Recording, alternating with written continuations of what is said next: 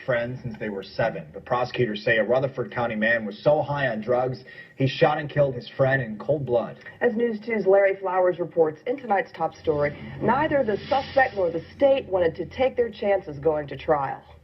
I wish it was him instead of my son. If you put yourself in the place of Phyllis Light, you'll understand why she stared directly into the eyes of her son's convicted killer in court.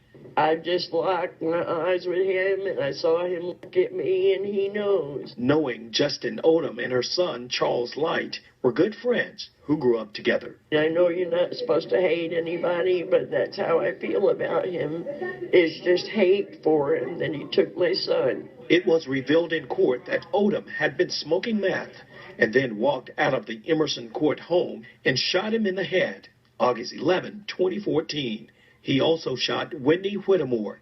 He was dating Whittemore's daughter at the time.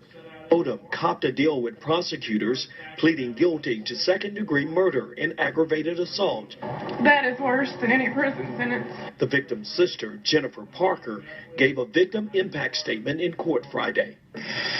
Our brother is serving the death sentence for the choices that Justin Odom made.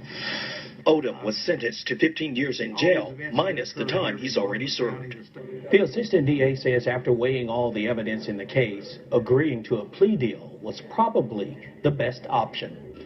And had realized that the jury in that case might decide that he could not premeditate or could not act intentionally.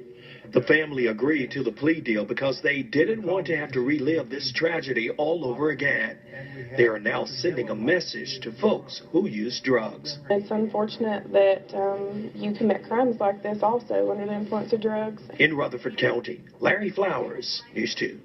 Amanda Young was a co-defendant in this case. She was charged with filing a false report, claiming she was the one who originally pulled the trigger. She had made a deal to testify against Odom if the case would have gone to trial.